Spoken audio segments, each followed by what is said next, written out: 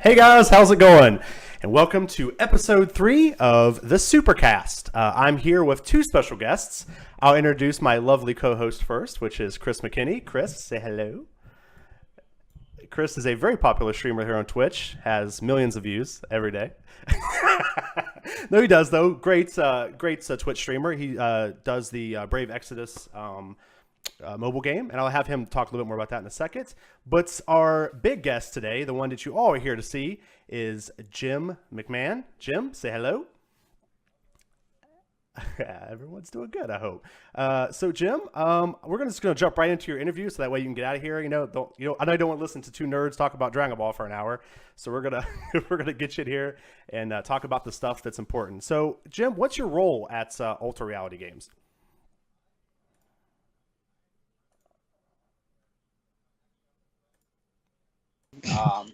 But I've been in a new role, tournament organizing, for the past 4 years. So I don't do a lot of stuff on the card side, more on the organized play.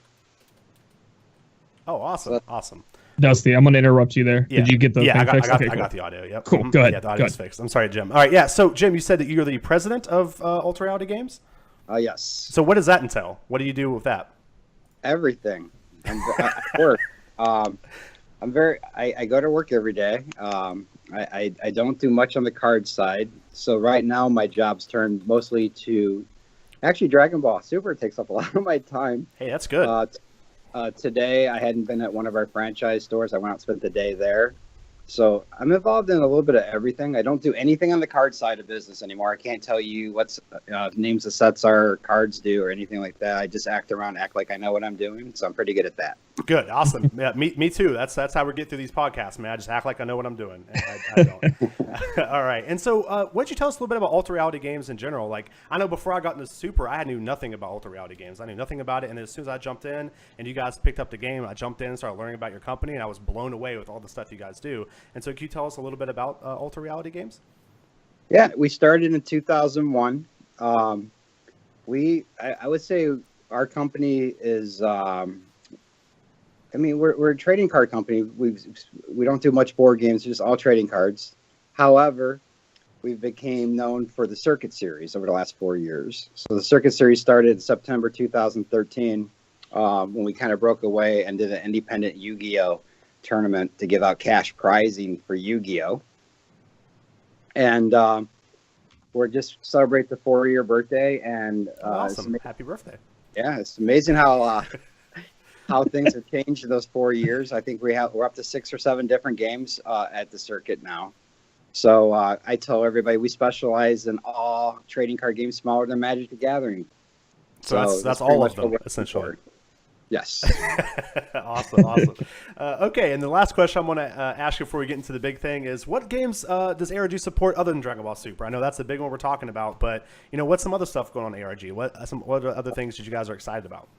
Well, I lose track of the games we're involved in, but I do know them from an alphabetical area. So we do Card Fight Vanguard, Dragon Ball Super, Force of Will, Fallout. We do a great job in Magic. We've been a lot of Grand Prix and so forth, but we don't do those at the circuit. We added Pokemon a year ago, and then we have Yu-Gi-Oh. I don't think I left one off there, but no, it's cool. Other companies.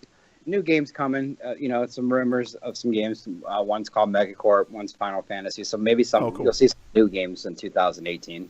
No, cool. Well, actually, speaking of Final Fantasy, Chris, why don't you talk a little bit about, what it's been like dealing with the Japanese company from your standpoint? And Jim, I want you to do the same thing. I think this is something you guys kind of share that same role. And so, I know this is your first, introduction to Japanese companies, Chris. So how has it been working with them?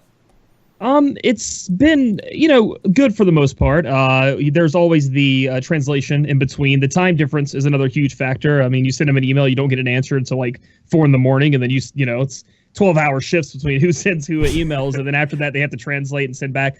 From the Square Enix side of things, though, it's been pretty cut and clear with me because I've worked with a lot of the NA side of Square Enix, but then every once in a while things have to be checked by the big boys over in Japan. So it's been quite an adventure for me. So I mean, that's a great point, because I think a lot of people forget that, when you work with a Japanese company, it's a lot different than how it works if you're working with like Wizards or some other company. There's a lot of things, even just a time difference. I'm glad you brought that up. I know there's times where I've talked to them and sent them emails and stuff, and you don't hear back until 4 or 5 in the morning, so it really does cause exactly. How about you, Jim? What's the experience been like for you? It's been very neat. I actually left off a Facebook post 4 hours ago about it on my personal page. But I mean, my biggest take, and I made a personal Facebook post tonight, is what I find kind of neat about dealing with Japan is trying the two different cultures. Japan is a completely different culture. They don't have the same culture that we have here in the U.S., so there's a difference in there. Mm-hmm. So I think it's pretty neat how to mesh that. This isn't my first rodeo with a Japanese game coming to the U.S. So it's very involved, and from the Dragon Ball standpoint and the Bandai standpoint, I did some early coaching with some of the moderators in the group saying, hey, we're not very interested in this game right now, but if you guys do this and you keep it a positive community and so forth, that's going to play a big role in my role if I want to get involved with Bandai and Dragon Ball in your community, because it needs they need positive. They're not going to do everything at a good pace. Right. What I've been able to accomplish with them in 3 months is probably 300 to 600 emails back and forth, video calls with translators, trips to New York City. So it's really neat. Right now, when I get off this call, I'll be looking for them to be waking up and sending me an email. When I get up at 6, 7 in the morning, they'll be 8, 9, they'll be going to bed. So sometimes that's how our conversations are going. So no, definitely. I like to sleep at night, so I don't do anything. I just before and after. No, for sure. I tell you, whenever I worked at Cryptozoic, man, I'll tell you, I think people forget that, a lot of times when these games are made, these companies don't expect them to take off at the level that Dragon Ball has, right? Because if they prepare for that, then they're setting themselves up for failure if it does fail. And so I think that, Bandai has done a fantastic job, getting this stuff off the ground in such a short time. I mean, you and Bandai both have done such a fantastic job. So before we even get into this, I just want to say thank you for all your hard work, because I know firsthand how much hard work it takes to do what you've done in such a short time, and it just really means a lot. Thank you. All right, thank you for noticing. Yeah, no problem. All right, so let's get into the meat of this. Let's talk about these ARG regional events. I hear that's a thing that's happening. Jim, can you tell us a little bit about them? Yeah, well, that's been about nonstop 6 weeks of work for me. Booking convention centers is the hardest part of my job. Not only dealing with the convention centers, but trying to make it work around other trading card games. Space that you need, weekends. You might have a perfect date that you're going to be in Orlando, Florida, but then another convention center reverses a date. So we worked hard. We got that up. We snuck out a West Coast event when we had no plans of going to the West Coast. We actually had only planned on doing 3 circuits ourselves for those months. So I doubled the circuits and gave 6 of them and was able to work the West Coast event in there. So that's awesome. The West Coast events. Was there more of that question? I forgot. No, you did perfect. Definitely. That was good. All right. So can you talk a little bit about the pre-register process, Jim? I know you go on there. We can pre-register on the website. And is there anything else we need to do? Is there anything else you can talk about that? I think Chris is going to throw up the website, the link, so you guys can go there and sign up, pre-register if you guys are interested for these events. But do you want to talk a little bit about, Jim, anything that we missed?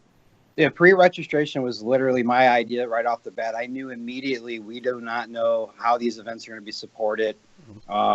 What if 800 people show up? We can only fit 200. So the pre-registration is something that we really want people to go to the website, pre-register if they're going to come to that event. That way, we're capping these events at 200, but that would give us an opportunity at 400 or 300. We might be able to try to secure some more space. So that's why pre-registration is so important. If you're a Pokemon player, a Magic the Gathering Grand Prix player, that's the only way you can play on their events. So why not introduce this to Dragon Ball? It'll also be something if other tournament organizers do in the game would just help some of the logistics of tournament organizing for them. So that I would definitely do it. That's why we put up our own website. We're spending our own money on that. Right. doing pre-registration. We're giving up the fees and all that, but it's very important to have that information. So no, for sure. No, I love it. I'm gonna tell you, and once we get into it here in a second, I think the participation prizes you guys are giving out are absolutely insane. I mean, I'm very excited about them. So let's talk about the locations a little bit. I think the first one coming up is in Hartford, Connecticut, correct? Yes, Okay. Hartford is the first one, and I this is probably the best, in my opinion, the best 6 circuits I booked. I feel like, I mean, we had Pittsburgh, we had a lot of ones in there where we were just trying, how do we make this work? So we're going to start up in Hartford, I believe December 2nd and 3rd. I don't have it in front of me, but 2 weeks later, all the way down to the bottom of the southeast, we'll be down in Orlando. 2-3 weeks later, I was able to finagle some space in Las Vegas. That's awesome. I believe 2 weeks after that, we'll come back across over to Richmond. And that puts us to what, the end of Super Bowl weekend will be in Indiana. That's awesome. That's awesome. Oh boy. Here we go. So we did Indiana. And then I think we wrapped up in Charlotte, North Carolina. So Charlotte kind of gives you the Atlanta, Charlotte area. Mm-hmm. Richmond kind of gives you up in that Baltimore, DC area. Hartford is about the closest we can go to for a pretty nice convention center, New York City-ish area. So that's how we knock those events down. So no, that's all. Actually, I have all the locations here, typed out. I thought I'd have to help you there, but you actually just nailed them all. Like you have right those down pat. Dude, right down the line. Probably up to about 3-4 days ago, I would have to have my staff remind me what I booked. We do a stand-up meeting every day in work, so I can keep up with everybody and in our company. It's just a little meeting we do, 15 minutes. Everyone speaks for 2 minutes. So I remember, I believe it was Monday. Okay, or last week. Hey, we got this. It changed that during that meeting. I got a text. The next day, I said it's booked. We're gonna go. So last week, the convention centers were literally booking and changing up to the last minute. I would email one saying, "Hey, can you move me back 2 weeks?" So I was trying to make a perfect schedule. Wow. Yeah. To allow where maybe if the players support this, they would be. It'd be worth. These are good cities to go to on the most part. So, right. And then I knew that we didn't get into California, so I went and I booked some space, into like Anaheim. There's some spaces I do. I'm only doing a 3-month trial, but just in case, we did book some other convention centers. Whenever Bandai lets us know if we're going to go past those 3 months and that's awesome. Oh, that's cool. Yeah. So you guys That's awesome. do have a California thing in the works. Then that's what you're saying. Yeah. I mean, even like Star City and Magic, they don't go to the West Coast anymore. Exactly. It's so funny you said that, Jim, because I actually had that wrote down to talk about that. Because honestly, the negative feedback about not having stuff in West Virginia, and the West Coast, just really threw me off. Because it's like Star City doesn't do that. Like they stay on their East Coast. You know what I mean? It's just like not very many games, go, or companies that run events go the entire United States. I mean, it's just it's ridiculous. It's all the hoops you have to jump through, all the stuff you would have to go through to do that is astronomical. And so it's insane to me that you guys are having one in California. That's awesome. I can imagine how hard that was. No, I've talked to Pete from Star City when they made that decision to do that. It's money. Yeah. It's literally, it comes down to money. How do you get your staff? Vegas, I mean, there's a lot of things I did for Vegas. We're going to fly our employees out on credit card bonus points. I read that. That's awesome. So, I mean, there's a lot of things we pull. The players don't take that in consideration, and Right. money doesn't really drive me. So when they gave me a budget, I took that budget. They expected 3 events. I doubled it. That's awesome. There's a reason we said so. It's going to be exciting. Oh no, For sure. I'm so excited. Yeah, I'm super pumped. Yeah, dude. I can't wait. The West Coast is a pet peeve of mine. It bothers me. We're an East Coast company. We're just, everyone thinks ARG is something, but at the end of the day, we're just a card shop. And a little bit different than other store owners. I'm not a gamer per se. I just like to be challenged, and I like these hobbies. And the thing is, when Dragon Ball came to me, we had no plans of going to the West Coast, and I started making plans to go back to the West Coast. So That's awesome. That's fantastic. It's actually kind of funny that you brought up that you weren't a gamer, because I'll tell you, I've noticed that you've approached this in a very professional way that honestly a lot of card shops locally just don't do. Usually you take somebody who really likes games and they decide to open up a card shop, and usually what's faltering in their business is the professionalism. They play games. Right, exactly. And you can tell that you have an interest in games, but your main focus is in business, and I love it. It just makes me so excited. Yeah, I learned the games just well enough to kind of know the games, and then I just realized if I don't have the time to play the games. I literally I came home at 4 o'clock. I was on the phone. I asked you if I could have 15 minutes in between a call. So I have to manage every minute of the day some days. No, I know exactly what you mean, man. I know exactly what you mean.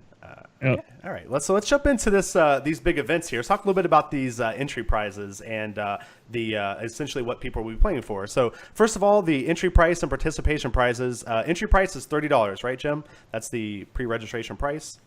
Yes. Yeah, and you get 2 tournament pack volume 1s for that. You get 2 tournament pack volume 2s for that, and you get an exclusive playmat for that, which is actually I would buy. It's insane. It actually just blows me away. I would buy 1 tournament pack volume 1 for $30, Jim. For $30, if you could do it right now, I would do it right now. I'd be like $30 volume 1 pack. Let's go. I'll buy it. So it's actually insane to me that it's only $30 and you get these. I mean, honestly, you could just get all that.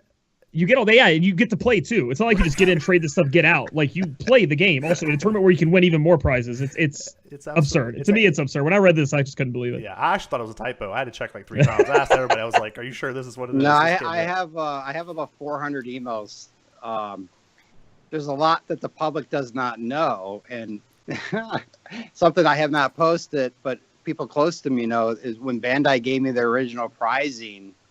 It was 1 tournament pack for entry. Oh, and I went to work. You did, it sounds like you're MVP. I went to work and they didn't have, you got to remember, they just came out in July. Yeah. So when I opened up the email and they showed me pricing, I said, what did I get my company involved in? Oh my God. Right. That I know that one of the things that made me, like, I had to make a decision one day. Bandai reached out to me. They wanted to talk to me, and we were at Gen Con. They were at Gen Con. Our company championship was a weekend before. I was coming straight from our championship, 6-7 days of work, right into Gen Con. And I knew my meeting with them was that morning, and I got up real early. I couldn't sleep. And I was sitting outside the bench. I'm like, well, is this something I want to do? Do I want to run a manufacturer's game in the U.S.? Because I've just worked 4 years to build my circuit series up. Yeah, that's true. So I do all this work, we press to get 30, 60 players of some of the trading card games, a couple hundred for Yu-Gi-Oh! It's just something I want to do. And then just a thought in my head was like, you know what, this is something I can do. If I do this, I don't think there's anyone that can do it better than I can do it. And it's probably the best thing for the game. So screw it. Go ahead. I'll meet with them and see where this goes. But I knew right off the bat, this is a brand new game. And the challenges of putting on this tournament for them, new software, no judges. But if there's ever going to be a company, I'm so confident in my team that we're going to scramble. We're going to have to put these judges together. Everything's going to be last minute software. We used it in Atlantic City a couple of weeks ago. They didn't even have the right entries to enter people in the software. We're 5 weeks away. So there's all kinds of challenges and time-consuming things. So I knew all this, and then, what's the prizes going to be? So when I opened that first email up, I look at it, and it was 1 participation pack. And then first place would get a trophy, and first place was going to get 3 packs. And like 3 packs, like booster packs? It was a total of 5 packs. It was 5 packs. So you would get 5 packs. There was no exclusive prizing. So I'm like, well, it's a new game. But then people started explaining to me the players can't get these prizes. Stores don't have these packs. Right. So this is still going to have some value. Right. So even though I was able to go from this value, I'm still talking behind the scenes. And so is Aaron, and we're telling them we need prize cards. We need things. Because what people are going to have to realize, this is a Japanese game, different culture. You talked about you're not having cash prizing. There's no cash prizing. The licensor of the game is not allowing cash prizing. So yes, sir. We are not going to be able ARG to give out cash prizing. So I know that. So I could just drop the game and not do your regionals and do stuff. But no, we're going to work around the prizes. And that's what we came up with. Awesome. Then I said, these guys will pay $30 to enter. So let's give them the bang for the buck. Let's make it where you have the value as soon as you sit down and play for the first trial. Throwing out deals. I'll tell you, man, it's actually blows me away, man. I mean, these prizes are, Yeah. I mean, just the entry prizes are insane to me. But, to touch on something you said, I mean, I think it's something that a lot of players, forget, and that is Japanese companies, they view games differently than Americans view games. To them, it's all recreational. It's all just for fun. They don't take it as like a competitive sport. And so, cash prizes and stuff like that, they just do not understand that. And I think maybe Force of Will is the only Japanese game that's done cash prizes. I think I might be wrong about that, but it's very few of them do. And even when they do, they have to be like essentially talked into it over the course of like years. And super careful. Yeah. They're like super careful. From what I've heard, it's been super careful with that stuff. Yeah. The Force of Will, yours truly, I just TO'd a tournament for Force of Will in Las Vegas, which did have a $28,000 cash prize, which was their first I think the first cash tournament. Yeah. So, and the thing is that trial did not go very well. Not from what I've heard. Yeah. So there's a lot of things that happened there, and the way the Americans handled themselves, and then the way the Japanese perceive that, then you have that cultural difference. The cash corrupts the game. Yes, sir. But, let's say you're the creator of this game, and now you're going to be the licensor of this game, and that's Bandai. And Bandai, if the guy who creates this says, "Hey, I don't want cash prizing," well, you're not going to get it, because Bandai. Yeah. So it's just not going to happen. So it is kind of what it is. So yeah, I knew I've been around. I've done this for 17 years. I've seen multiple Japanese games come to the U.S. I know. So we got to stay positive. The community has to stay positive. So one of the cool things I was able to do, and it took a lot of work, and you don't have the image. I got the image. I lost track. I got the image either last night or this morning. So I got to see the playmats that are coming. Oh, they're awesome. Not official. So, it was big red highlighted in English. Do not share yet. But the images are coming for those playmats. So what people don't realize is that was my big one. I wanted the playmats. I wanted everyone to get that entry playmat to show up. So instead of having one for the whole season, I was able to talk them into 3. ARG is actually going to print those at our cost. So we're paying that, and they approved it. Actually, I had an event in Atlantic City, and Aaron drove me to New York City, and I got on a train for a half a day to go show them the playmat. So we got the playmats. So those prizes started very, very small, and we went back and forth. And so I was very, very happy with what we were able to finally put out there. I was a little worried because it's not cash and so forth, but I can't express how many emails went back and forth for the prizing. Oh, that's actually insane. I mean, I tell you, I've heard, Jim, with people that's worked with you, that said that you're awesome and you do tons of stuff for the community. But actually what you just told me just blows me away. Yeah, it's exactly. It's like we went from 1 tournament pack to 5 for first to 25 for first, and you get 4 when you walk in and a playmat. So it's like, okay, that's pretty good change. I have saved everything I've done just for the record, just so it's just they did well. I mean, I didn't know how much power I had, but I just tell them that, hey, what is the object of this? Because if we announce this as PAX, this is a really bad idea. I decided to TO this game. So they were good and they listened. But the cool stuff is there's so much communication going on in the background. I listen to players. I communicate. When someone doesn't like what we do, I communicate with them to look for something constructive. We know, Aaron knows, I've said we know what prizes, giant cards, acrylic cards, all kinds of stuff we're throwing. And we're going to see things like that eventually. That'd be awesome. Yeah, that'd be really cool. Like acrylic leader cards or something. That'd actually be really nice. Yeah, that'd be sick. My number one goal for Dragon Ball over the next 5-6 weeks, as we get these regionals started, I can't stress enough, if you like this game, if you want to see this game take off, show up to the first 6 events, come to as many of those as you can, because they're looking at that. So if those are well attended, the budget gets bigger, everything. I know. So people have to trust Jim. You have to trust me because I've seen it done. I've seen other games fall on their face. I've seen so much crazy stuff happen with Japanese games in the U.S. that I don't own any Japanese game, but I know how to build it for the community. I know how to make it big. So if people show up, I'm pretty confident Bandai is blown away with the support. The amount of product being printed in this next set, that budget's going to increase. And then we can start talking about national championships. We can talk about more prizing and so forth. I'll tell you, man, I'd say you have my support. I believe in you after you just told me that, man. I can't believe you just took like 15 tournament packs and turned it into like, what, 400 or whatever? That's insane. It's a magic trick. Yeah. Come over, Jim. Help me. But, you know, and so... And you got to give Bandai a lot of credit. They have no idea. They're trusting what I tell them. And when I got 25 packs for first, I was like, God damn it, why didn't I say 50?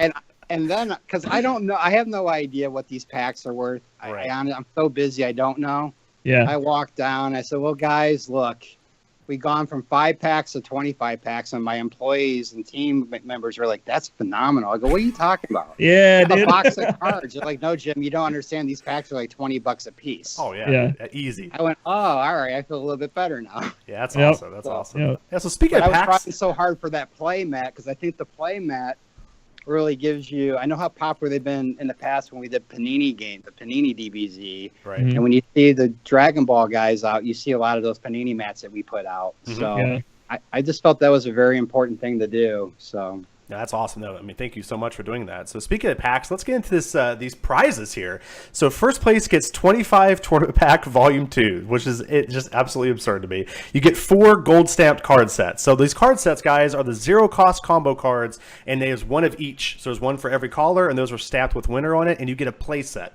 So that's amazing. That's awesome. And you get a trophy and a champion playmat. So that's absurd to me. I don't know. That's insane. And then second place gets 20 tournament packs, Volume 2, 3 gold stamp cards, so almost a play set, a trophy, and a top 8 playmat.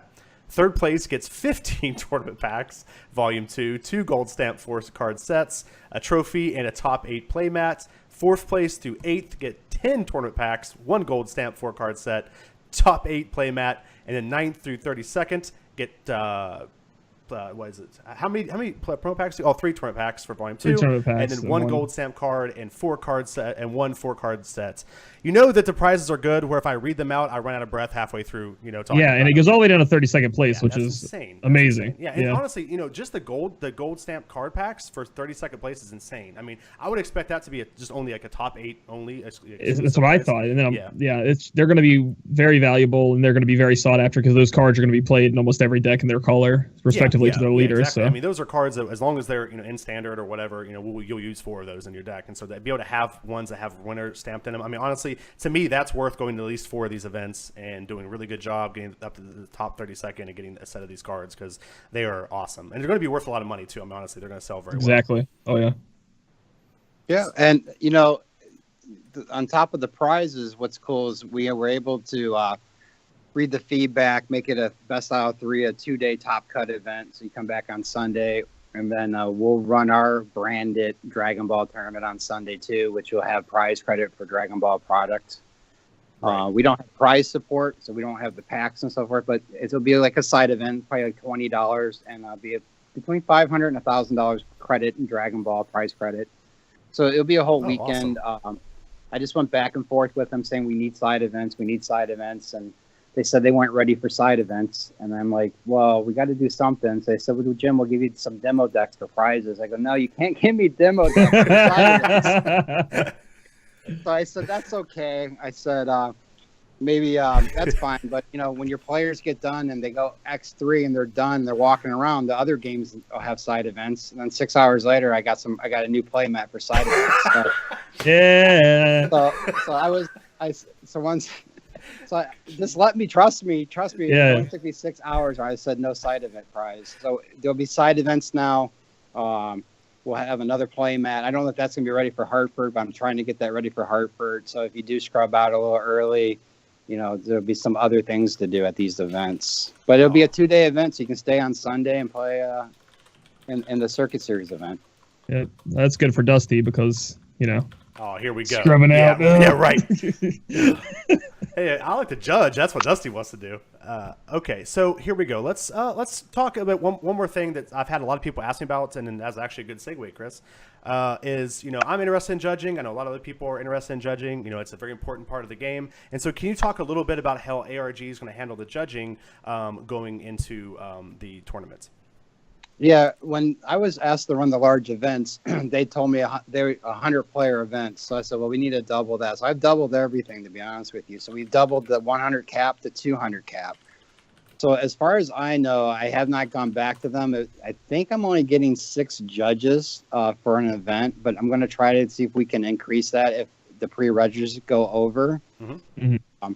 This is something I'm kind of excited about. I know we're going to end up having people not be happy with how we select judges, but it goes back to where I've seen other games other games just fall over with judges.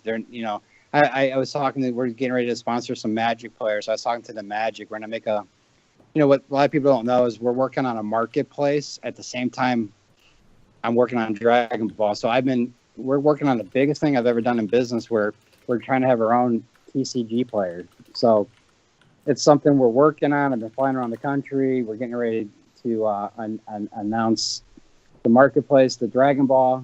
So to get back into the judges, that's another thing on my list. So judges, I'm going to be pretty smart. I was talking to the Magic players. I said, to me, Magic judges are what makes Magic the best U.S. game. Because the next best game in judging is Yu-Gi-Oh! And there's such a big difference from 1 to 2. And then you get into the card fight. They don't have an organized judge program.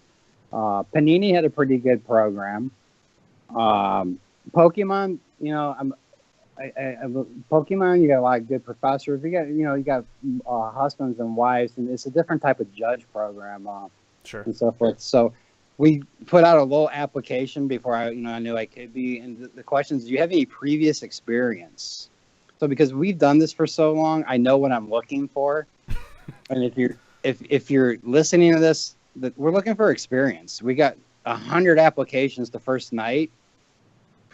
5 people probably had experience. 90 people never judged. 90 people want to be a head judge. Wow. Right. So I don't think we have many. So we're going to look for experience. We're going to look for people who judge Magic, people who judge other things. But the most important thing about judging isn't being a rules advisor or a rule expert. It's about managing people, managing players, and there's a lot of things that go into judging. So, and then there's people who probably just want the judge because there is a good comp and so forth. And I don't know what's going on with the judge stuff yet. I know that they told me what they're sending me. Yeah. I don't know if it's been announced. I got an email this morning saying 11/1, everything will be up. So that's right around the corner. But we're going to go in there and look for people who've done it. People have been on their feet for 16 hours. These are long days, the best out of 3. So there's going to be a lot to go into the judges. So no, for sure. I mean, I'll tell you, you touched on something you talked about. I've judged a lot of different games, and I'll tell you, you're 100% right. A lot of times you don't even get judge calls for some rounds, but you're always busy, managing, making sure you're set for the next round, make sure everyone's taken care of, everyone's in the right spot. Like, there's a lot that goes into it other than just walk around and answering people's questions. Like, it is 100% a full-time job, for not only a head judge, but a floor judge as well. I mean, there's a lot that goes into it. So you're 100% right. I mean, this isn't like a glamorous position. Like, it is a lot of hard work. I went out and created a group, a survey. Take that survey. I see a comment right there. It says somebody should be the head judge at one of our events coming up because he was a Bandai judge or a Naruto judge. Well, we don't know that. We don't know who people are. So when you fill out that application, there's a spot on there that says, what's your previous experience? But we're going to look for people that can manage the game, time manage themselves. Players that aren't happy, how do you manage those players? How do you keep them and unsporting conduct and stuff like that? So yeah, definitely. And we're gonna walk into a tournament with no one's judged this game before, so it's great. Right. So it's like I joke with my staff all the time. Who would ever take a game and roll with it the first time? We're gonna run into roadblocks and for sure. So there's gonna be a lot of learning curves and so forth, but I'm pretty confident we're the right team to do that. So yeah, and I'll tell you, actually, 100%. And guys, to keep you guys updated, next week, me and Aaron are going to do a supercast, and we're going to talk a lot about judging and help you guys get prepared for the judge test in November. So if you guys are interested in judging, the ARG events and stuff, please tune in next week, and we'll talk about that. We'll go over all the hard rulings and what it takes to be like a, I guess a high level judge as well. But to one more thing, Jim, before we get into the Q&A, and you said that this is a new game, guys, and one thing to remember is that Bandai doesn't even know all the rules yet. They're still working through stuff. They're still figuring stuff out. Don't get me going. Here we go. No, but seriously, guys, I mean, it's a big experience. Go ahead. We've had a couple things arise in our tournaments where there are no rulings. Right. We have it's been 6-10 days on how I don't know how we're going to make some rulings. I want to get it out and so forth. So there's some confusion in the rules part of this. Is it's not ARG making any rules, but we're going saying, hey, what happens in this if this happens? And they're like, oh, they don't have that answer. So then they got to go back and they got to play it and go to the developers and figure all that out. One piece of information, which I don't know is public or not, but the floor rules should be posted pretty soon. So cool. I know that they are working on floor rules. I'm excited because I have not seen them. Yeah, me too. I know that we've talked about them. I would love to be able to see those floor rules in writing. So I would expect on 11-1 when the judge thing goes up, look for the floor rules. I'm not sure what they're going to call it, but that's going to be very important. You're probably going to have stuff in there, and I won't talk about rules because just they're a little confusing until we see them in writing and so forth. But there's a couple things in there, but that's going to be important. And you guys have played card games. Things can change the day before an event, so you got to stay up to date. Make sure you know what's going on before you drive to that event. Oh, definitely. Yeah, that sounds awesome for sure. Okay, guys. So I think we're ready for the Q&A. Jim, I want to throw you into the wolf pack here, man. If you're ready to answer some questions.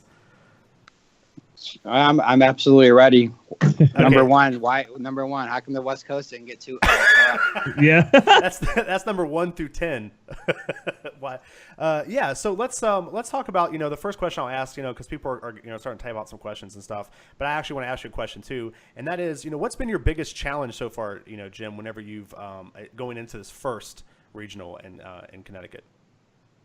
So ask that question again, because I was reading a question and then you asked me a question. So go ahead and say, I'm sorry, I did that wrong. No, you're right. You're 100% okay. Now, so what's been your biggest challenge going into this first regional? What's the biggest challenge that you're prepared to overcome? I love challenges. So my biggest challenge is a challenge I don't see coming. Because I'm a problem solver. My job is to problem solve. We're in a trading card industry with companies from all around the country, players switching games. I feel like I go to work every day and solve problems. So my biggest fear is the unknown. What have we not seen? Right, definitely. Okay. And so we'll answer this question. So in your opinion, what do you think is better, best of 1 or best of 3, Jim? Oh, Lord. I can't wait to ask that one. So, I was reading everything. I knew that we were going to have to get involved in this. So, I wasn't comfortable having Dragon Ball Super at our circuit series before regionals. And next week, we're in St. Louis for just a regular circuit series. But what was cool about actually doing them, we could try a best out of 1, best out of 3. But I don't need to try it to know which one's better. Okay. As from a tournament organizer, it depends on a lot. It depends. A best out of 3 cannot be accomplished in one day. So if you guys want a 60-minute time limit and you got to manage rounds, you got 15 minutes if you're lucky. Right. So it could be 30 minutes. So you're talking 75 to 90 minutes. Having judges show up at a venue at 7, 8 in the morning, being there till midnight at night. So there's no doubt in my mind what I prefer is best out of 1. Right. So we had a lot of weight in this one, and I knew it. And there's a lot that goes into that. So as a tournament night organizer, I hate best out of 3 in one day. Me too. I hate it. But I also understand that casual players will like it, competitive players won't like it as much, but there's not only is the logistics of making that event work for everybody and the entertainment value stay high for time running out, you have to also realize you got to pay judges for 2 days now. So the budget's got to go up. There's a lot of things. ARG is going to have to eat the 2 days. So I made a decision to go best out of 3, make it 2 days, and it's going to cost me a lot more money. But I kind of, at the end of the day, we went back and forth. And even though we prefer best out of 3 because they asked us to run this at the Circuit Series, we were able to do best out of 3. But let's take it out. When the Bandai approached me, they asked me to send them, I'm going to lose the word, but I had to send them a proposal of how I would want to run Dragon Ball in the country. And my proposal was to put regionals inside stores all around the country, let me pick those stores, let me work with those stores and all that. They came to me and said, well, you run these at the Circuit Series. I go, what? They go, yeah, we want to run these at the Circuit Series. And I'm like, you want to run Dragon Ball at the Circuit Series?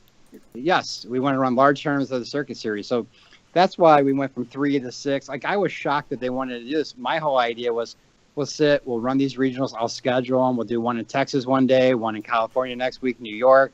We'd be able to do that. But this is all a trial. People have to realize it's a trial. I'm not saying they're ever going to accept that proposal I had sent in, what I thought was a way to do it. Mm-hmm. I never thought ARG running regionals was the best thing. Let's go run regionals, let ARG run a Grand Prix. So oh, yeah. Right. You know, I'm talking national championship to them before regionals. I memean, I know the thing, I know what's going to work. So just as I know if the public and the players listen to me, I know if Bandai listens to me, it's going to work. I'm very confident. So this is a trial.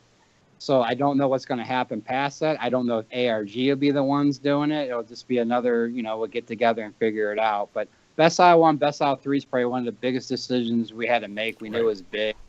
We play Pokemon at our Circuit Series. It's 1-day event, best out of 1. Right. But when we go to our championship, we play best out of 3.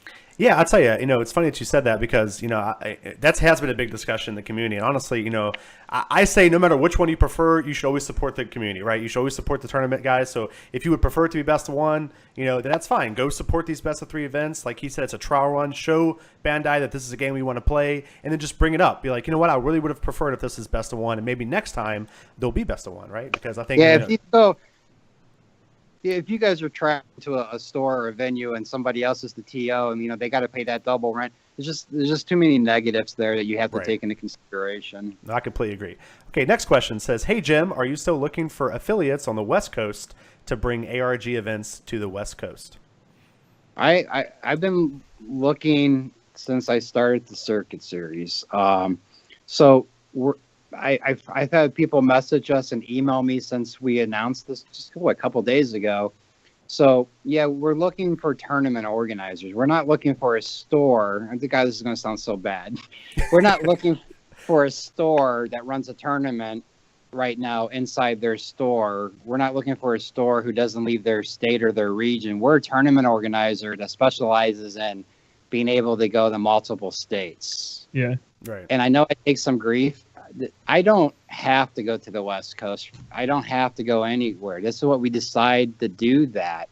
I would love to have a partner because we can't afford to go to the West Coast all that. We can't afford to do all that. So we would love to have somebody to work with that is a proven tournament organizer that's done it before. We talked about judges. I'm looking for judges that judge before. But to put on a Circuit Series event for what we do in 6-7 games, it's somewhere about $12,000 to $20,000 an event just for staff, hotel, pricing. So when we do get people interested, then they got to put that money up or do that, so forth. So that's why I originally thought that maybe Bandai needed to put these in stores. Let me just pay me a fee and I'll work that for you in the U.S. because we know stores that did well with Panini. We know stores that do Magic. We know all these stores. We just know great stores around the country. But in order to do West Coast like that, we would love to have somebody. Why isn't there somebody other than ARG? Yeah, exactly. That's a good question. That's a great question. Yeah, so I would love to have somebody. but it's going to take, you're going to have a little bit of cash flow and some connections and so forth. But no, awesome. I think you've done a fantastic job. So I guarantee one thing. I'll guarantee your audience members. I will guarantee you, Bandai has heard loud and clear there wasn't a California event. I heard it, and I knew I was going to hear it. That's why I got into Vegas. Because if you're on the West Coast, you can go to Vegas. I'll tell you, man, Yeah. I lived in California for a year, and everybody was going to Vegas every weekend, it seemed like. So, I mean, it's not that big of a trip. I mean, maybe if you live in, like, the top north of California or something, but when I lived in Orange County, literally people were going there weekly. Like, they just love driving that, you know what I mean? So it's not that far away. I'm just going to tell you, I've heard it. I'm telling you, Bandai knows about it. Bandai, we've talked about it. They've asked me. We're talking right now about trying to add another regional. If we can do it, but I told them what it's going to cost. Basically, going to California for a big event, it's going to cost half of what it did for basically one event in California will cost what 3 events cost. Does that make sense? Wow, That's dude. insane. That's insane. So we're talking. I got space, but who knows? Just we know that, but it's believe me, we know. Okay. All right, so let's move to the next question. It says, 3 years ago, Force the Will told you they wouldn't do cash prizing, but at some point, after much convincing from yourself and Rob, we were able to get that cash prizing. Do you think you'll have the same success with Bandai in a few years or the foreseeable future? No. Okay, awesome. Next question. That's a good answer, yeah. Let's see. Some people are I asking. can give you the reason. I've already said it. So, some of the things I know about a Japanese game is the creator and the licensor. So I'm very confident this is another Konami Yu-Gi-Oh situation. So Force of Will has probably, in my career, has the best creator I've ever had an opportunity to work with. This guy flies to his events, e.g., one of the reasons I needed 15 minutes tonight was to talk to E.G., the creator of Force of Will, before I come on to do the Dragon Ball Bandai thing. So, this radio show, what is the radio show? Twitch? So I was talking to the Force of Will. So, there's some things that are going to happen, but everybody's different. I'm just going to tell everyone, I don't expect to see cash prizing in Dragon Ball. I see other stores doing cash prizing. So, I'm pretty sure Bandai knows there's cash prizing in those stores, but there's a risk where if that gets back to the license, this is just a scenario that I have no idea what happened, but there might be some time where they come out and say stores that get official product and promos can't do that, but we haven't gotten there yet. So that's why I just want to say no. That way, if it happens, look, we're all happy. No, I would love to give out cash prizes. And guys, listen, it's not very uncommon, by the way, that games don't do cash prizes. None of the Fantasy Flight games do cash prizing. Instead, what they do is they give you awesome, prizes that you can trade in for money, like sell it at a third party or whatever. I mean, just the prizes that we get, and just for signing up to this event, you can easily triple your money. You can literally go to one of these ARG events. Yeah. Am I the only person that realizes that Yu-Gi-Oh gets 300 to 500 people at a regional for a deck box and a play? I know, right? Yeah, it's nuts. I know. I think for some reason, I think it might be maybe a lot of Magic players or something, but for some reason people think if they don't have cash, it's not a serious thing.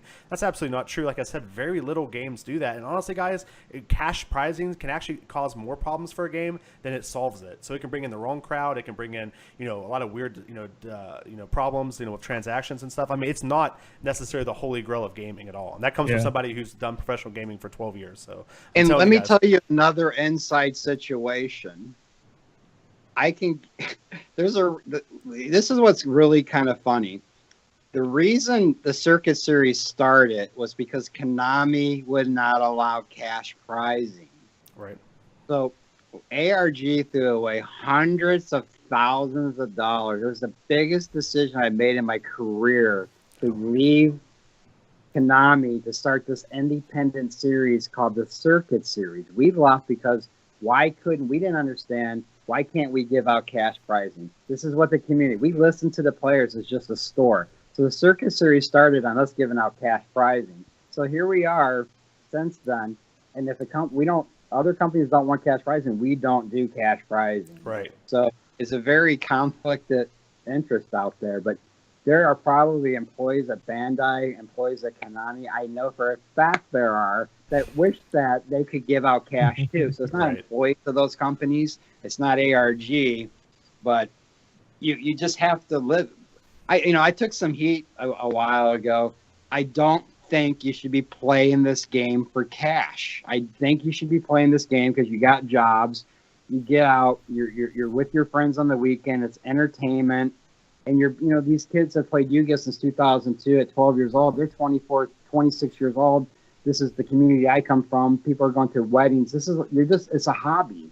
But there's nothing wrong with making money on it, but that can't be number one. And a $1,000 tournament or $2,000 tournament Panini did, there wasn't that many people walking out with that cash. So play the game because you love it. Right, Yeah. exactly. No, I have a lot of people asking me like how to get into competitive gaming, and that's the first thing I tell them, Jim, is you have to love the game because the amount of time you have to put into a game in order to get really good at it, you just have to love it, right? Same thing with you in business, right? Like you have to love what you do to go through all those emails and do all these discussions because if you didn't love it, you would have stopped forever ago, right? Yeah, I say it every day. I cannot wait to get up in the morning. I cannot wait to go to work. You can message me on Facebook. You can email me. It's a lot longer. I used to start out where I was only talking to Yu-Gi-Oh players. Now there's 6, 7 communities that can talk to me. That's awesome.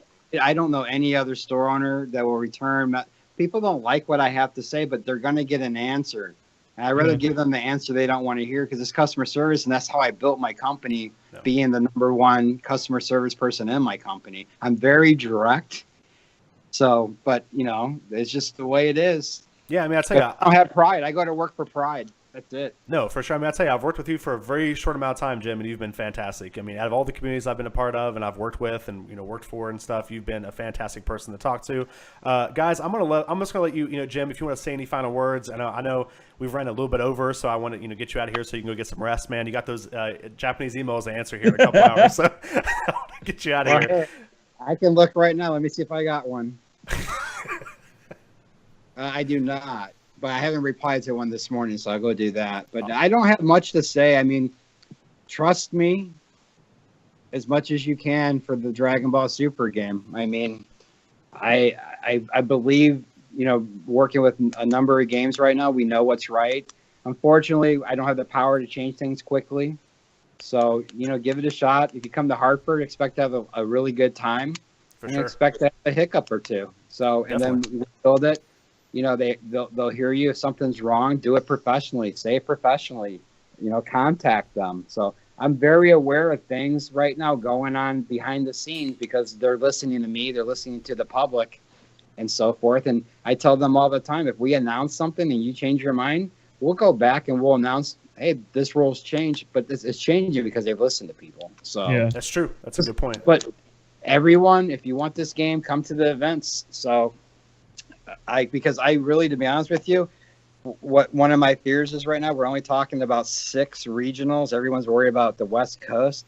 We're not talking about what's after these 6 regionals until we get there. Because what scares me is if they're waiting to see if you guys support these regionals, we're in December.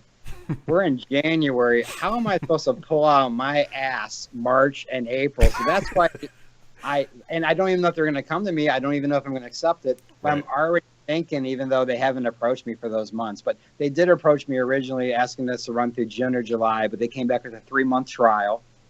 And when they asked me to go to Los Angeles, Anaheim in June. So that's the main reason you didn't get one in the first 3 months, because we were planning it for June, but then it became a 3-month. So, but we'll, just be ready to support your game that you love. And that's part. So no more questions, and then... Oh, no, Jim, that's it, man. Thank you so much for stopping by. And again, man, thank you for all that you've done for our community. Just like I said, just in a short amount of time, you have done so much.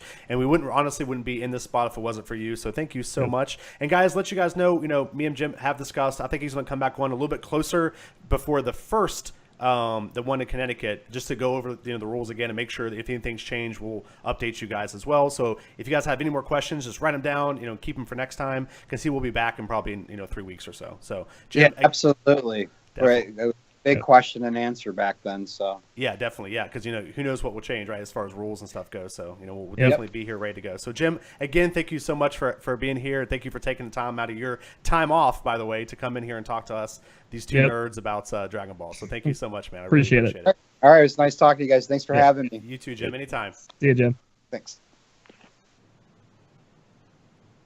Okay, so Chris, you still there? We got you.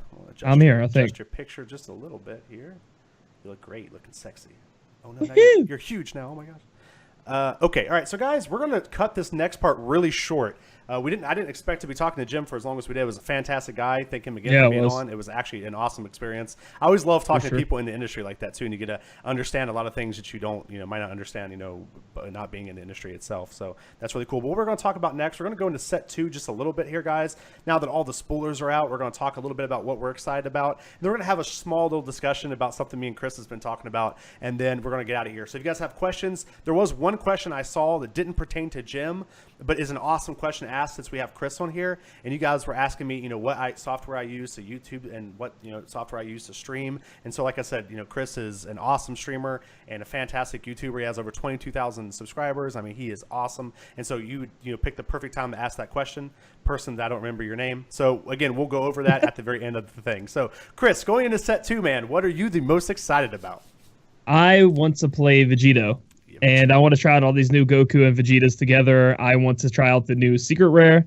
That really put me in the situation of being like, you've heard me go back and forth on it, Dusty, where I'm like, Vegeto's so cool. Then I'm like, oh, look at Cell. Ooh, look at this person. But then it was like, nah, man, that Super Rare is just like, or not Super Rare, the Secret Rare just put me over the top. Like, I'm going to have to play it. Right. I'm going to have to see what's going out for it and things like that. What about yourself, Dusty? What do you like? Well, actually, a lot of people in chat just said it. Big Papa Chilled. That's what I'm excited for. I cannot wait to build a chill deck. Yeah, it's so funny because this whole time, like, I've literally had a couple skeletons. I've been ready to go. I was like, I cannot wait to do some chilled stuff. But I've been waiting for the token rulings because I'm scared to death that they're going to be zero-cost cards. I am so scared. They do that just wiped, right? Yeah, they just get destroyed. You just literally play Bardock. And like, my entire field's going. I'm like, well. I mean, there are a bunch of cards that do it. A bunch of cards that, zero, like 3 cost or below and, like, add up to that much. You just delete them all. So you did say in the packs there are going to be, like, inserts, right? These new inserts of the packs. We're assuming those are going to be the tokens or possibly like a Dragon Ball Super card game. Did you know that Goku could get this card? Because another thing, Dusty, like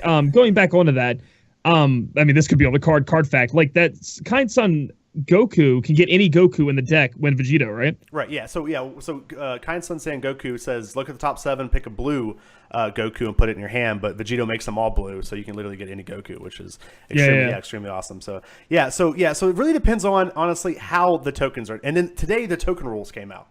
They're like, here's the token rules. And I was like, here we go, Papa Chilled. What's going to happen? And it was like, talk about everything about tokens except what color they are and how much they cost. End of token discussion. And I was like, okay, well, guess we're gonna have to keep waiting, Dusty. See what we're gonna wait for that ruling, because what's gonna really suck is if they don't rule on it. Like you get the card, there's no cost on it, and then you have to wait for them to answer back. Hey, is this card zero cost? I don't know that, but if they are zero cost, they can't, right? They can't, because like you said, they just get wrecked. Like all the tokens are gone. Like the whole strategy seems like it almost goes out the window. Right. From getting wrecked. So there's a couple of different games too. Like in the games like Hex and stuff, we always had costs associated with the card. So whenever you played the card out and the token was created, or when it was in the pack or whatever, it has a cost on it. But like you said, these tokens aren't in packs, and so there's a rumor they might be in the special pack or whatever that you open. There might be some tokens in there, the special pack for this sets.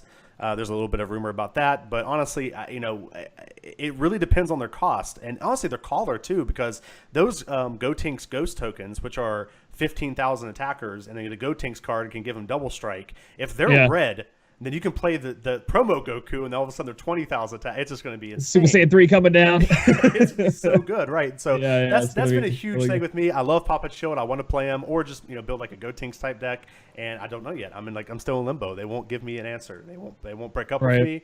They won't tell me anything, and it's really bumming. Wait. So you guys open packs though? Did you ever get one of those cards in the packs? There was no index cards in the packs. I think the index cards are in the special pack. And so what Matt makes me think is that the index card that were rumored was just like you said, like, check out Dragon Ball Super on Saturdays, on Toonami, like that's what it's going to be. And it's not going to be, my chill tokens that cost not freaking zero. So that's what I'm excited about in set 2. And we talked a little bit about the special rare. So it was secret rare. So I know one of your big, I guess as a collector, one of your big problems with Dragon Ball in the first set was, and this is something I definitely want to talk to you about, is you didn't think the game was cost effective as a collector, right? Like you felt like you shouldn't buy booster boxes because. Well, at first, when the game first came out, I mean, everything was worth money. I mean, you had cards like Beerus, the SR Beerus, that white 7-drop Beerus was $25, and then you had Big Daddy Broly.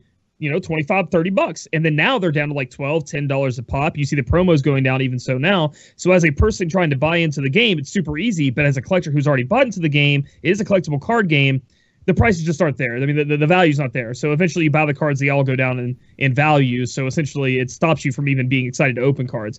And then they put the secret rare in, which made me think, here's where the value is going to be. Here's the money. Because even the SPRs, which are like the promo versions in a way, full art versions of the bigger SR cards are even going down in value because more products being open. And I mean, and that was you were still going down in value, Dusty, before product matched demand. Right. So that's what really worried me. So I don't know. What do you think about the secret rare? I mean, it's only one per deck, which worries me too. Well, okay, yeah. So here's my thing: is I agree that this is a problem. I agree that the declining value of the set is a problem for collectors. I love it as a player. I think it's awesome because it's easy for me to pitch the game. Right. I can walk up to somebody and be like, "You should play Dragon Ball Super," and they're like, "Oh, it's too expensive." And it's like, actually, you can buy the whole set for $200. Which stinks for a collector, but it's awesome to get the game going. But I think that they really listened to the complaints, and in set 2, they're making adjustments. So they've added in more super rares. They still have the SPRs, which all look pretty cool, by the way. I've seen a couple of them. They look really neat. And they added in the secret rare. I know when me and you talked about that, we're like, there it is, buddy. That's how they do it. And it's going to be some promo-looking Sensu Bean, or it's going to be like an awesome-looking Cold Bloodlust, and people are going to or a Cell token. Yeah. Or a Cell Junior token. That would have been awesome. I actually wish it wasn't so. It was just. It was just. You guys wanted it. We got it to you. Cell Junior tokens, baby. Cell token flipping you off. It's just like. So he's like burning money behind him. Right, and so that's so we were super excited about that, and I know maybe it was just a boo. I was like, there's so many cool cards they could have done, and they end up making this awesome Goku or Vegito, I'm sorry, that is you only run one in your deck. And so I think that's cool. Again, as a player, I'm like, yes, I don't have to pay $100 per card and get 4 of these guys. I only have to buy one, right? I only have to sell one of my kidneys to buy it instead of everything. And so I was really excited about that. But as a collector, Chris, how does that affect you? Like, what do you think about it? I mean, it's definitely going to drive the card down in value. A lot. I think if you only need one, I mean, each person only needs one. The only reason you would need 2 is if you want to run multiple decks. You don't feel like taking a card out of a sleeve and putting it into another sleeve, or out of a deck and putting it into another deck. It was a little disappointing as a collector. However, like you said, there's more value in the set. I think as the game grows, the cards will hopefully start catching a little bit more value. These regionals should bring a lot more attention to the game, and I don't know, man. We'll have to see. Like I said, one of the problems with the game too is like all the rares and above are like foiled, so there's no foiling. So like there's no Sensu Bean foil, there's no Majin Buu foil, there's no energy boosted Beerus foil. Because if those cards had foils, those would be the chase cards, right? Like they would be value. They'd be like, oh, at least I opened a Majin Buu foil, energy boosted Majin Buu. That's going to be worth like $10 to $15. I mean, every deck's running for them that has blue, so right. Which same with Sensu Bean. Yeah, and any of the counters being, or an alternate art counter could be worth something. I mean, they've almost gone the route by gold stamping these zero cost cards, but it would be even cooler if they were alternate art, because I mean they have so much good art to work with already in the series. It's not like they have to commission more art in a way. They don't have to do that. They could just grab like Goku eating a Sensu Bean with his big mouth open or something, and then make it all foily looking and be like, "There's your fucking there's your Sensu Bean thing." Right. So. Yeah, just put him in Photoshop. Click the sharpen button. You're done. You're good to go. That's the card right there. Yeah. No, I agree 100%. I mean, I actually never thought about that, but that's actually a really good point. That this game does get to cut a little bit of cost as far as the artists, because all the art's done. That's actually extremely cool. I'd say something else that we talked a little bit briefly about with set 1 that I think is pretty unique is that it really feels like that, like you said, the blue archetype is there, everyone's running it. Do you think that's going to be the same thing that's going to happen going into set 2? Do you think blue's like the splash heavy color and that's going to carry over to set 2, or do you think it's going to change? Is green okay? Is the Goku that draws you a card green? The 2-drop? He's blue. Oh no, he's green. Yeah, he's green. Yeah. So they gave green options to be like blue. For example, the promo Gohan is like Energy Boost Beerus. You know, he's going to come in. He has critical though, so in some cases that's even better than the Double Strike Beerus provides to you. So they're making green a little bit more happy to get in. The problem I'm seeing is that, like, you know, there's no other Sensu Bean. Like, I don't know. You and I both love Sensu Bean. I guess some people in the community don't think it's valued as high. I think Sensu Bean is just an insane card. A 1-drop card that lets you draw one that replaces itself for a 5,000 combo. I mean, that's just really, really good too. And then Energy Boosted Beerus is a dime a dozen. How often are you going to be able to get this Gohan on your hands from the Tournament 2 packs? Who knows? But yeah, I still think it's going to be blue, man. I don't know. How about yourself? Yeah, I agree. I think blue it's by design, honestly. I think blue is supposed to be the splashable color. I think you have too many utility cards in blue for it not to be. Like, you know, like you say, you talked about Boo and you talked about Beerus. Those are great, but you also think about the extra cards like Objection, Result of Training. These are all utility cards that none of the other colors got. The closest thing was the yellow Meta Cooler, that when it comes into play, it awakens your leader if your opponent's leader is awakened, but then that only works with Meta Cooler. And so it's like, you know, they're not putting the value in these other colors to be splashable. And I think it's by design. You know, earlier I thought maybe they just messed up. Maybe they're just wanting to make blue like a powerful card, you know, color. The next set, maybe yellow will be, you know, they'll catch up. But honestly, I just think by design they just want it to be splashable. I don't think that's going to change going into set 2. And I actually think what they've done, which is kind of smart too, is they've done things like with Vegito, for example. They've awarded you for revealing a red card off of his ability, but not like a blue card. And while his effect does make all the, you know, battle cards blue, it doesn't work with like the blue counter. It doesn't work with Sensu Bean. It doesn't work with, you know, so there is a real downside for playing a lot of blue in your deck, you know, for those kind of leaders. So yeah, exactly. I don't know, man. Like, you know, you have your good yellow cards that are going to be somewhat oppressive in Crusher Ball and Cold Bloodlust, but you can't splash those, you know. Right. Well, Cold Bloodlust, for example, I mean, that's your biggest card there. And so I don't know. I think green's slowly catching up. I don't think yellow has enough utility. I mean, if you're going to run yellow, you might as well just run a yellow leader, run Ginyu, and just go to town. Yeah, no, I agree. For me. Yeah. Or the new Frieza that was released out of the new the draft set. Yeah, the draft set Frieza's going to be nuts. Oh yeah, too. Yeah, so he's really good for sure. Okay, so let's talk about one more little thing here, guys, and then we're going to get into the questions. We've ran really over, so I don't want to keep Chris longer than I already have. I know he has a busy schedule and stuff. But guys, so last thing we're going to talk about is the discussion me and him have. He actually went to TwitchCon this year, and you know, he's was an honored guest at TwitchCon, right? How was your trip at TwitchCon? It was really awesome. I met a lot of developers. I got to go into Square Enix and look at their headquarters, see a lot of Kingdom Hearts 3 stuff, which was cool, and you know, meet a lot of fans and have a good time. So overall, TwitchCon was definitely a good time. A lot of surprises there. So yeah, why don't you shout out your Twitch a little bit? I meant to put a little link at the bottom, and I actually completely forgot to do that. But okay. Well, hey guys, my name's Chris. My online persona is Clay Zolt. I stream a lot of Final Fantasy Brave Exvius. It's a mobile Square Enix app game. I don't know if you guys play any of it. I do that. I do a lot of YouTube for that, and then I do it from now and then play different games like PUBG and other games. And personally, I'm just a huge card collector. I am huge into Pokemon, and I'm really big into Dragon Ball Super right now. So that's pretty good. Yeah, awesome. Yeah, we'll definitely have Chris on, you know, more. So he's not going to be a unfamiliar face. We're actually going to announce a really exciting thing to talk about probably next week, involving Chris and a couple other people that we're not quite done with. So I don't want to spoil it, but it's definitely going to be something really cool that's going to happen here in a couple weeks. Can I answer this question real quick? Yeah, sure. How much did you well for 2B? 1711 pools, if that means anything to you. So, okay, go ahead. Pools, definitely. So the last question we're going to talk about is on the way back from TwitchCon.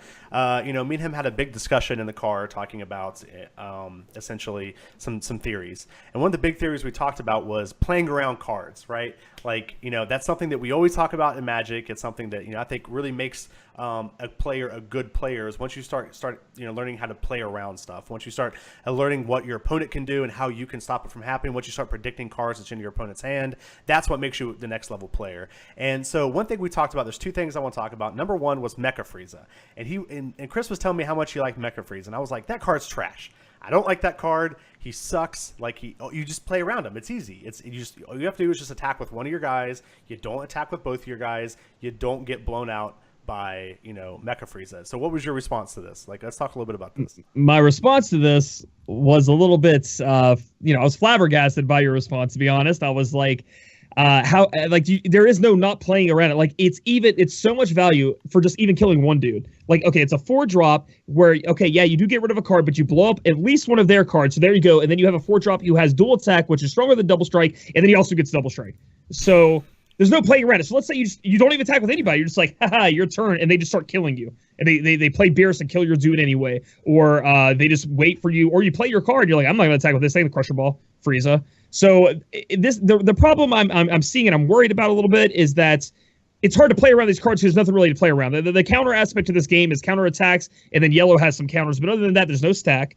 But similar to Pokemon, there's no stack in that. But like the stack turns into counter, but there's not a lot of counters or spells or what would you say, extra cards in this game, right? So there's not a lot of extra card play here. It's most of the time like you're tapping out for a big dude, and then his effect, that's what happens in the game. Is auto or their autos normally happens in the game, and in reality, getting cold bloodlusted or how do you play around that, Dusty? Because in the end, you have to play your cards. Like if they have a one yellow open, eventually, like if you wait too long, they're just going to build up a board against you, and then a bunch of more cold bloodlusts or crusher balls. So you have to play into it. There's no. Right. Well, I think that's the difference about Magic, which is the game that me and you both kind of came from, at a high level. Was that in Magic you could play around a lot of stuff because the game wasn't so tempo based. But Dragon Ball is a very tempo based game, and like you said, if you say, okay, I'm not going to attack because I don't want to get blown up by Mecha Frieza, I'll pass, and then your opponent goes Beerus, kill your guy. Like that's actually worse probably than just having both your guys die. You know what I mean? Because then you lost your guy for free. Like you literally got nothing out of it. And so that is true. That's a very important thing. But something else I'll talk to you about too. I really started thinking about when you said that was in Magic I've seen a lot of people overplay around counters. And like, you take a card like Mana Leak, which was this 2-cost counter spell unless your opponent plays 2. That was like the best counter spell whenever I played Magic a lot. And honestly, if all I had to do a lot of times, I would just leave 2 mana open, and people just would not like play a card. They're like, your go. I'm afraid to play, and I didn't even have it in my hand. I was just representing it, and like it would honestly, it was like I had one all the time because people would play around it. So I think this is similar with the Frieza mechanic, where it's like, if you play around Frieza too much, you're just going to lose because you played around him so much. Yeah, so I think that's true. I think it's a really good point we talked about. It's just a fun story I wanted to kind of talk about. And the second thing is, let's talk a little bit about this cold bloodlust makes a card bad thing. I've seen a lot in the discussion group. It's something that, I know I did a video about, is cold bloodlust OP. I put my thoughts in there. I explained why I think it is a little too strong. And I think that maybe that and plus some other stuff has, in Jordan's Ginyu deck, those combination of those things has really made people think that it's like every card is unplayable if it can be cold bloodlust. And honestly, guys, let's talk a little bit, Chris, about why that isn't the case. So why it isn't the case? Yeah. Why is like the fact, like if I say check out this really cool card, like let's say Mecha Frieza, like if I'm like, hey, check out Mecha Frieza, Mecha Frieza's really good, and you're like, well, she can be, he could be cold bloodlust, and I'm like, oh, never mind that. I guess he's trash, and I should just not play anything. Yeah, it's not the case because any card, you can say that about any battle card can be cold bloodlusted. Any battle card that doesn't have a static ability, which with the only static ability, a lot of the only time the cards in the game, the static abilities are like double strike, dual attack, things like that. And your cards, your battle cards are your spells in this game almost. I mean, you have much more abundant cards. So like to call a card bad, for example, the secret rare, Vegito, it's like, man, that card is bad because it could be cold bloodlusted or crusher balled and then destroyed. I mean, any single card they ever print will be bad unless they read this card cannot be countered and his skills cannot be countered. Unless they put that on a card, I mean... Yeah, like which is like, like Whis is the only one we have currently. Yeah. I think the 12-drop Whis is the only card. So I think you're right. If you follow this theory, then apparently the 12-cost Whis is the only battle card we could put in the deck, right? I mean, that's the only one that can get around it. No, you're 100% right. And I think, I think the word OP gets really kind of misconstrued a lot. And I think that people, when they see OP, they think that means like you can't play the card, right? I mean, the card is like way too good. It's the best card in the game. It should be banned. And that's not... Whenever a lot of players talk about OP, that's not what we mean. We just mean it's overcosted for what it is, right? It's a little overpriced. And I mean, honestly, I think Cold Bloodlust is OP in the sense that it probably should have costed, two energy. I think that's something. I mean, if you look at set 2, all of the really good yellow extra cards, which like yellow is known for that, right? That's what they seem like they're doing with yellow, is making their extra cards very powerful. They were all 2-cost 2 yellows, right? And then you go to set 1 with a card like Cold Bloodlust and Crusher Ball, and they're all 1-cost 1 yellows. Like that just seems absurd to me. And I don't know, man. Like it's definitely going to be a card that's oppressing the meta, and I mean that's what y'all see with OP. I mean the card has too much value for what it is. You can oppress the meta with having it because the other cards, as you said in blue, Beerus, Majin Buu, Sensu Bean, Whis' counter, which I think is the best counter in the game. They're all splashable, so you could just use those yellow cards, and you could have your cake and eat it too if you're running yellow Ginyu. Right. And Ginyu's a fantastic leader because he can flip himself. So we're stuck in a spot here where, moving forward, I think one of the most, and this maybe it proves wrong. It's just that when I'm against a Crusher Ball player, and he could have Crusher Ball, he could have Beerus, and he could have Mecha Frieza, or he could have Cold Bloodlust. It just feels really damning to me to look at that and wonder, how do I play around this when every turn they're promoting their board and only having to leave one mana up to completely counter my play.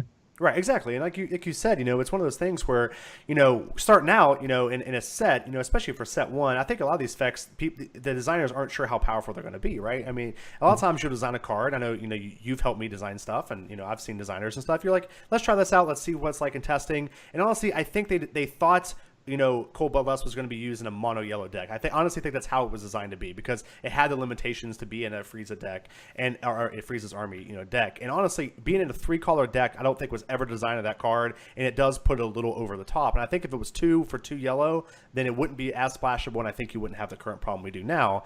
But what I would like to see to combat that card, maybe in set 3, is some stuff that affects energy. Maybe whenever you play a battle card, you choose an opponent's energy they only have one of, maybe, and they can't use that energy the next turn for extra cards or something just small like that. Just little silver bullets. I think the card does need it. But yeah, so anything else you want to talk about with set 2, or anything that you would like to see, Chris, before we move into the questions? No, I'm going to move into the questions, buddy, if you are. Yeah, definitely. All right, so let's ask, I cannot say your name, I'm sorry, dude, but you asked about how to stream, what programs we use to stream and what programs we use for YouTube. And so I'll let you're the experts, I'll let you start out first. And guys, remember, go ahead and ask questions. We'll sit here and answer questions as long as we have them. So, knock them out, get them out here. And if we don't get questions here in the next couple of minutes, we'll just, end the episode. So. Yeah. So the things I use OBS, which is Open Broadcast Studio.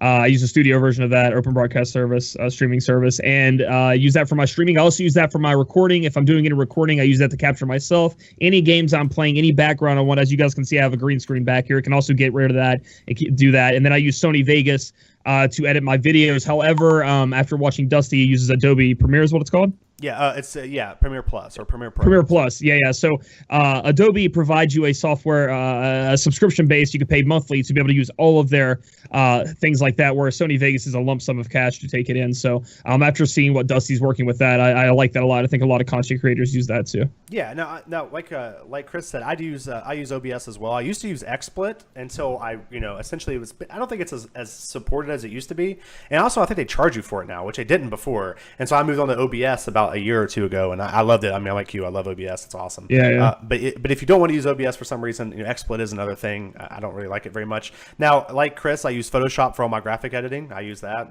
and then I like Premiere Pro because Premiere Pro is also an Adobe product, and it allows me to use PSDs in my editing.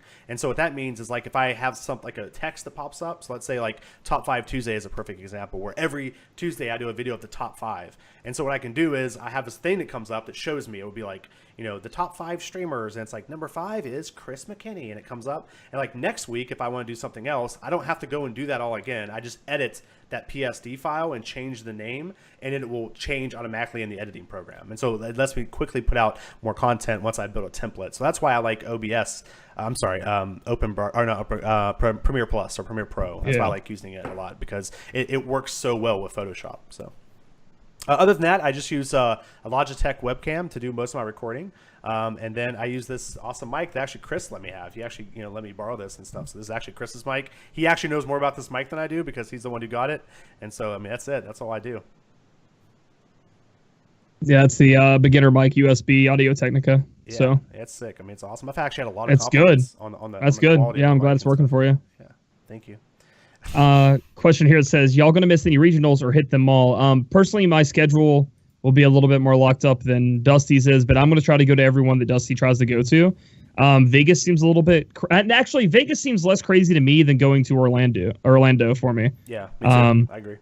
I actually see myself going to Vegas more than Orlando. Let's What are all of the different locations? Let's decide. We could talk about it right now. No, sure. So we Hartford have, for sure. Hartford's happening. Yeah, that's Hartford's easy. happening. I have a friend that lives up in that area, so I'm pretty sure we can stay with him. Actually, I got a question real quick before we get into this. I'm actually going to try to judge these events. I want to judge the events, and then if possible, if Jim wants to do it, I would like to, and I haven't got to talk to him at all about this, but I would like to do commentary. I would like to go around and do a top table recording, and then do overlays and stuff, and essentially put up the matches and stuff for you guys. I know we won't have access to the internet, but I could record them and get them up, on the internet that day or whatever. So I would like to do more of that than I would actually play in these events, just because I love analysis. I love talking about stuff, and I've never judged at a new game before, and so I think it'd be a really cool challenge as well. So yeah, but if I have to play in them, I would love to. I'm not going to be against that at all. You know that. But okay, so the first one's in Hartford. So you said you're probably going to go to that. We're doing that. Yeah, definitely going to that. Orlando, Florida. I think we have a friend that lives down there too, but that one's still, to me, that's the hardest one to get to, in my opinion.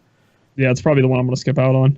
Yeah. Next up is Las Vegas. I think that would be a blast to go to that. I think it'd be a blast to go. These two are the ones that are up in the air for me. The one I'd have to pick one or the other. I couldn't do both, and it probably would be Vegas because and if I scrub out, I can just go play poker in Vegas. I'm in Vegas, baby. I'm going to say it.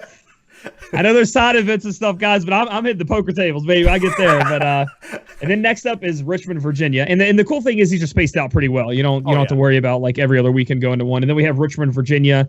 We were going to that. It's in our backyard. We're going there. Right there. Indianapolis, what was that, 6 hours away? That's where Gen Con is. We're going there.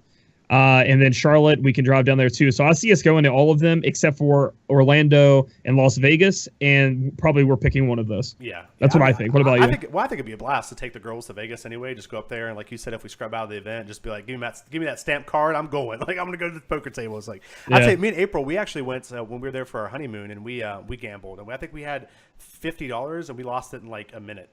I don't think anyone has lost money as fast as me and April did combined. So maybe you could teach me something. Maybe you could teach me what's going on. Yeah. Did you answer the question? Did you answer my question about the Vegito Good Stuff deck and what you guys run? So I think your question was, what do we think of Vegito? Do we think he will be good? I actually think he's going to be fantastic. I think he's essentially going to change the game. We have some pretty spicy stuff that we put in our Vegito deck that has been doing pretty well. And so I said it before, but that's going to be the first deck tech I do. It will be on Vegito. And like I said, I know Chris has a version. I have a version. We have a bunch of different versions that we're going to be talking about, and then we're going to come up with hopefully a really good one. And so we have a tournament, I think, the first Sunday when the set comes out, and I'll probably be taking Vegito to that event and then doing a deck profile on that deck the following week. I will be too. I will be as well. Come to me secret, man. We need two of them, at least. This is Jim does stream some of his events, mostly. Yeah, and like I said, that's what I would like to do. I would like to be more of the personality at the events and stuff, and really bring you guys really good coverage. And because me and Aaron talk about a lot, I think judging and coverage teams get, they make a big sacrifice, but they're key into making a community feel professional, I think. So since he is focused on DBS for this Dusty, I could see him doing his yeah, that'd be awesome. That would be really cool. Super Saiyan 3 Goku promo. Yeah, I agree. All right, I don't think I see anything else. Any more questions, guys? Anything else for these two nerds here? All right, guys. Okay, so Chris, before we go, why don't you shout out your stream once more? Tell people how they can follow you, how they can watch you, what you do, that kind of thing. Okay. So, guys, again, my name is Clay Cusold. As far as online persona, Chris is my real life name. You can follow me on YouTube, Twitter, Twitch, and Discord. I have my own Discord if you guys ever want to jump in there. We are known as the Nerd Society. That's my group name. When I summon in my mobile games, I scream like Goku. That's what I'm known for. Everybody knows me for doing that. So if you ever want to check that out, I get pretty hyped when I'm gambling for them units. But yeah, so again, I cover Final Fantasy Brave Exodus, a mobile game, amongst playing other mobile games and getting into more stuff, mostly on the Square Enix side of things. And hope to see you guys out at some regionals. And Dusty, thanks for having me, man. Dude, no, it's a pleasure. I know I'd say I've already had a couple messages being like, you need to have Chris on more often. I got 3 messages here. It's like, I don't know who this Chris guy is, but you need to have him on here more. So thank you for being here, buddy. It was awesome. Last 2 questions real quick because they're so fast. Most underrated leader of set 2. I think it's going to be Bobbity, actually. I think he's really bad, but I think someone's going to break that character. And I can see it happen. Yeah. I know who it's going to be. It's going to be an old man that does that. And then it says, do you know what the regional mats look like? Our guest Jim did, but he's not allowed to show us. It said, in big bold letters, do not show yet. So I'm sure he'll get that out to us as soon as he can. Yeah. Yeah, and then lastly, it says get a haircut. I will as soon as my wife cuts it. She's my barber because I can't find one where I live. They always mess up my hair. So, all right, guys, remember you can catch me just about every day. I always release a bunch of content, usually Monday through Friday. I usually try to take Wednesdays off to do some stuff like this because I want to prepare this cast, but essentially I guess it's not really off if you guys watch me at 10. So you guys can watch me on YouTube, KitchenTableMeta. The link is at the bottom. You can catch all my YouTube events. Again, I think once we move into set 2, I want to try to stream more. Chris is going to help me. I want to try to do some streaming and try to stream at least 3 or 4 hours a day of me. Actually, that's probably too much. At least a couple hours a day of me playing Dragon Ball and Octagon, and then putting some videos up so you guys can see what decks I'm working on. And so that's it for me, guys. Again, thank you so much for watching, guys. The support has been insane. I'm actually almost to 500 subscribers on YouTube. That was my yearly goal, by the way. That's the goal I wanted to get to in a year, and you guys have almost gave me 500 subscribers in 3 weeks. So I love you all. You all are awesome. Thank you so much for all the support. You're amazing. Chris, I'll let you say goodbye. I'll let you say the final words, buddy, and then we're getting out of here. See you guys. Thank you so much for watching.